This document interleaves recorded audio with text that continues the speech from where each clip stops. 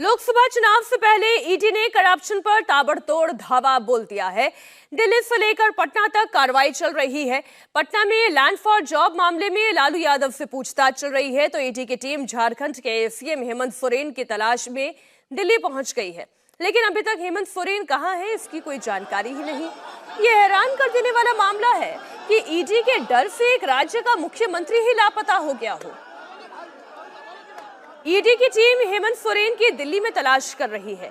ED को हेमंत सोरेन तो नहीं मिले, लेकिन ईडी दफ्तर को झारखंड के सीएम के सचिवालय की तरफ से एक जवाब जरूर मिल गया। हेमंत सोरेन 31 जनवरी को दोपहर 1 बजे रांची में ईडी के दफ्तर में पेश होंगे। ईडी ने जमीन घोटाले में हेमंत सोरेन को 10वां समन भेजा और कहा था कि वो 29 जनवरी को लेकर 31 जनवरी तक अपना बयान दर्ज करवा दे। ईडी ने कहा था कि अगर आप हमारे पास नहीं आएंगे तो हम टीम लेकर आपके यहाँ आएंगे। इसके बाद हेमंत सोरेन 27 जनवरी को रांची में राजभवन में कार्यक्रम में शामिल हुए और फिर दिल्ली भी रवाना हो गए। उनके पीछे पीछे ईडी की टीम आज दिल्ली भी पहुंची। ईडी की टीम शांति निकेतन, मोतीलाल नेहरू मार्ग और झारखंड भवन पहुंची, लेकिन तीनों जगह ही झारखंड के मुख्यमंत्री का सुराग नहीं मिला। हालांकि ईडी ने उनके घर से कुछ अहम दस्तावेज बरामद कर लिए हैं। कहा यह जा रहा है कि हेमंत सोरेन को आज ही गिरफ्तार किया जा सकता है। ये पहली बार ऐसा हुआ है कि किसी राज्य का मुख्यमंत्री ही लापता हो गया हो। सचिवालय से जवाब आ जाना ये केवल एक कागजी कार्रवाई है, लेकिन किसी राज्य का मुख्यमंत्री कहां है, ये अगर जनता को पता ही ना हो तो ये बड़ी हैरान कर देने वाली परिस्थिति है। वो रांची में है या वो दिल्ली में है, वो अपने घर में है या किसी दफ्तर में है, वो क्या सचिवालय में है? अगर कहीं है तो आखिर है कहां? आज दिल्ली में हेमंत सोरेन के घर ईडी की टीम पहुंची, वो वहां भी नहीं थे। झारखंड भवन पहुंची, वहां पर भी वो नहीं थे। 20 जनवरी, 27 जनवरी जो भी उनके डिटेल्स थे, उनके वेयरअबाउट्स थे, उसकी पूरी डिटेल आपके सामने है। 27 जनवरी को पूछताछ के लिए 10वां समन उन्हें जारी किया गया और 29 से 31 के बीच के लिए यह कह दिया गया कि आप आकर अपना बयान दर्ज करवा लें। और 27 जनवरी को एक स्पेशल फ्लाइट से हेमंत सोरेन दिल्ली भी पहुंचे। प्लेन तो पहुंचा, लेकिन हेमंत सोरेन कहां है, ये बड़ा सवाल है। हमारे साथ हमारे सहयोगी अतुल भाटिया जुड़ गए इस खबर पर। अतुल, ऐसा पहले कभी नहीं सुना था कि किसी राज्य का मुख्यमंत्री ही लापता हो गया हो। आखिर है कहां हेमंत सोरेन? बिल्कुल मीनाक्षी, देखिए ईडी की टीम लगातार सुबह से सर्च कर रही है। जिस तरीके से ईडी को इन्फॉर्मेशन मिली थी कि जो हेमंत सोरेन है वो परसों रात को ही दिल्ली पहुंच गए थे। 29 और 31 तारीख को उन्हें ईडी के सामने पेश होने के लिए कहा गया था।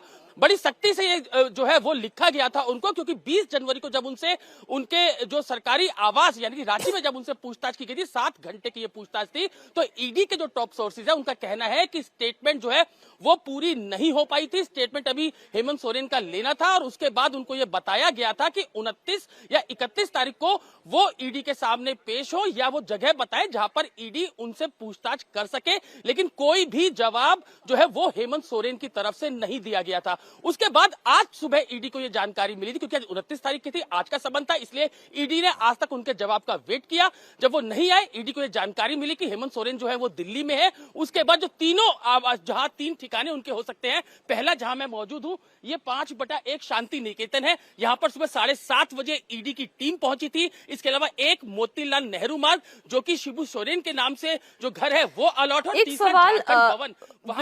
बिल्कुल एक सवाल अतुल इस घटना के बाद सामने आता है, क्या हेमंत सोरेन को इस बात का डर है कि आज ही उनकी गिरफ्तारी हो सकती है और इसलिए वो सामने नहीं आ रहे हैं?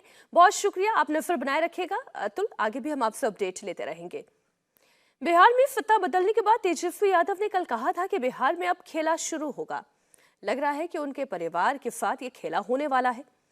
बिहार में सत्ता परिवर्तन के अभी 24 घंटे भी पूरे नहीं हुए हैं और लालू यादव पर शिकंजा कसना शुरू कर दिया है। लालू यादव से लैंड फॉर जॉब मामले में पिछले 4.5 घंटे से ईडी की पूछताछ चल रही है। लालू यादव आज करीब 11:15 बजे पटना में ईडी दफ्तर पहुंचे। लालू के साथ उनकी बेटी मीसा भारती मौजूद थी, लेकिन ईडी की टीम ने मीसा को दफ्तर में रुकने की इजाजत नहीं दी। फिलहाल मीसा भारती बगल ही एक मंदिर में मौजूद है और बीच में अंदर जाकर उन्होंने लालू यादव को दवाएं भी दी हैं। ईडी दफ्तर के बाहर आरजेडी के कार्यकर्ता भी बड़ी संख्या संख्या में मौजूद हैं। जब लालू यादव पेशी के लिए पहुंचे तो समर्थकों ने जमकर नारेबाजी की, लेकिन सबसे बड़ा सवाल यह है कि क्या लालू यादव की फिर जेल यात्रा होगी? क्या वो चारा घोटाले के बाद एक बार फिर गिरफ्तार होने वाले हैं? लैंड फॉर जॉब केस में इस वक्त लालू यादव ईडी के सवालों का सामना कर रहे हैं। ईडी ने इस मामले में 27 दिसंबर 2023 को पेश होने को कहा था। जब लालू यादव पेश नहीं हुए तो इसके बाद ईडी की टीम पटना में राबड़ी देवी के घर पर पहुंची और वहां नोटिस थमाया गया। ईडी ने लालू यादव को पटना में ही उनके सवालों का जवाब देने के लिए कहा। इसके बाद लालू यादव आज ईडी के सवालों का जवाब देने के लिए पहुंचे भी। लालू यादव ईडी दफ्तर के अंदर मौजूद हैं। बाहर मीसा भारती उनका इंतजार कर रही हैं। मीसा ने आरोप लगाया कि ईडी ने उन्हें पूछताछ के दौरान लालू के साथ रहने की इजाजत नहीं दी। कोई आपत्ति नहीं है। क्या केंद्रीय एजेंसी लालू जी को जबरदस्ती इस तरीके से फोर्स कर रही है, बार-बार मैडम समन कर रही है? अब आप सबके सामने है, देश के सामने है, सब देख रहे हैं लोग। क्या कर रहे हैं ये लोग? ईडी क्या कर रहा है मैडम आपको? साथ में नहीं, मुझे तो बैठने की कोई इच्छा भी नहीं है। उनके साथ तो अलाउ भी नहीं होगा कोई। बट जो डॉक्यूमेंट और जो था, कोई किस स्थिति में आपको भी पता है, उनको पकड़ के उठाना पड़ता है, बिठाना पड़ता है, कोई छुपी हुई बात नहीं है। जब ईडी ने मीसा भारती को अंदर नहीं जाने दिया तो वो मंदिर में चली गई। शक्तिधाम मंदिर में पूजा पाठ की, लालू यादव के लिए दुआ मांगी और वो अपने समर्थकों के साथ मंदिर में मौजूद हैं। भगवान की शरण में चली गई हैं। मीसा भारती ने हमारे संवाददाता अभय पाराशर से बातचीत में कहा कि उन्हें अंदर तो नहीं जाने दिया गया है, लेकिन लालू यादव को दवा देने की इजाजत जरूर दी गई है। हमारे साथ इस वक्त मौजूद है मीसा भारती जी, जो कि इस वक्त ईडी दफ्तर के सामने मंदिर में मौजूद है। मीसा जी, आपको क्या ईडी दफ्तर में नहीं जाने दिया और आज की पूछताछ में क्या बोलना चाहते हैं आप? देखिए, अंदर तो नहीं जाने दिया। हमने रिक्वेस्ट किया था क्योंकि हमारे पिताजी की तबीयत ठीक नहीं रहती है और सबसे बड़ा एज फैक्टर है।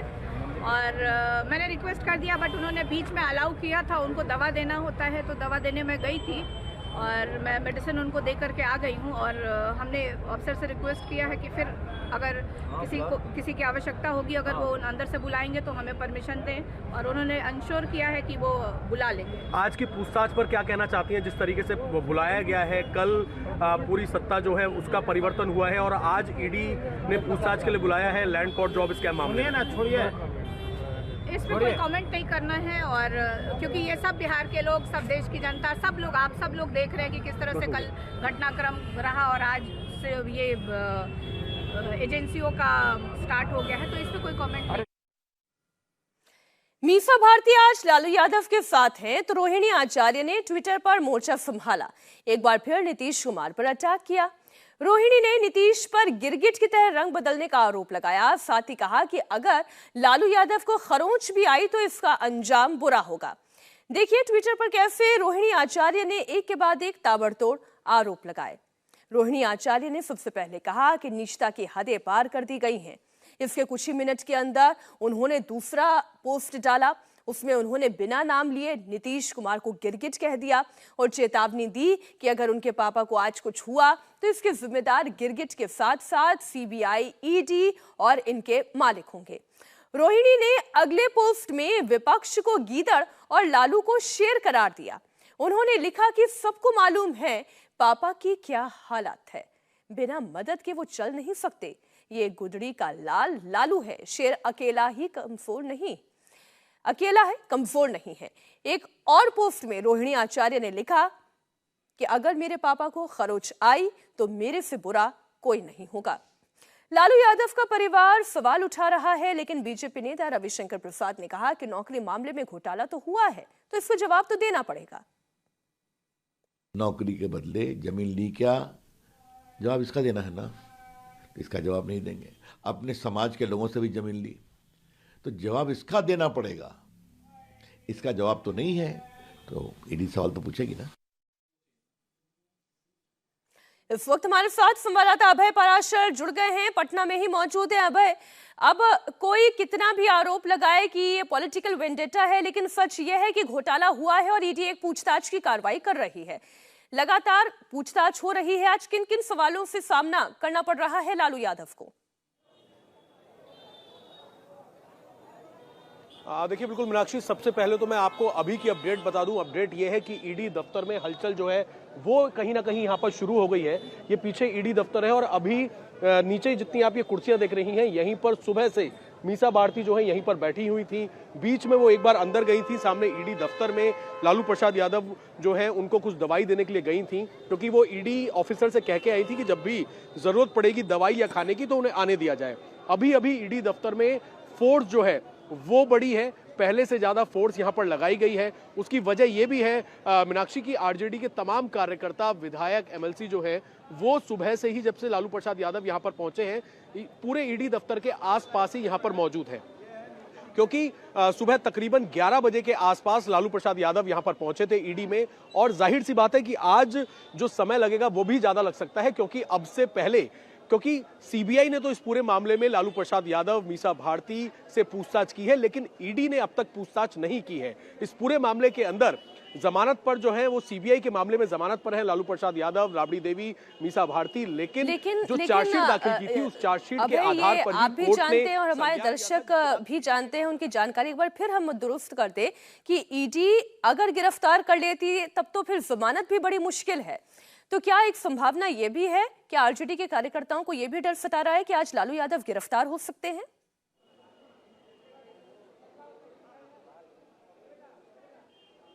देखिए मीनाक्षी, क्योंकि आज ईडी जो है वो पहली बार पूछताछ कर रही है लैंड फॉर जॉब स्कैम मामले में लालू प्रसाद यादव से, तो आज समय ज्यादा लग सकता है पूछताछ का। हालांकि गिरफ्तारी को लेके अभी किसी भी तरीके से कोई आकलन जो है वो नहीं लगाया जा सकता, क्योंकि ये हमेशा देखा जाता है कि जब भी केंद्रीय जांच एजेंसी पूछताछ करती है तो पहले दिन खास तौर पर पूछताछ की जाती है, बयान दर्ज किए जाते हैं। अब तक क्योंकि लालू प्रसाद यादव के बयान दर्ज किए जाएंगे, उसके बाद तेजस्वी यादव को भी यहां पर मंगलवार को बुलाया गया है पटना के इसी ईडी के दफ्तर में।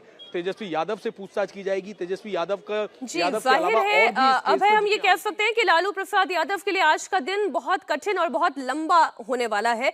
आप नजर बनाए रखिए, आगे भी हम आपसे अपडेट लेते रहेंगे। फिलहाल पूरी जानकारी के लिए अभय आपका शुक्रिया।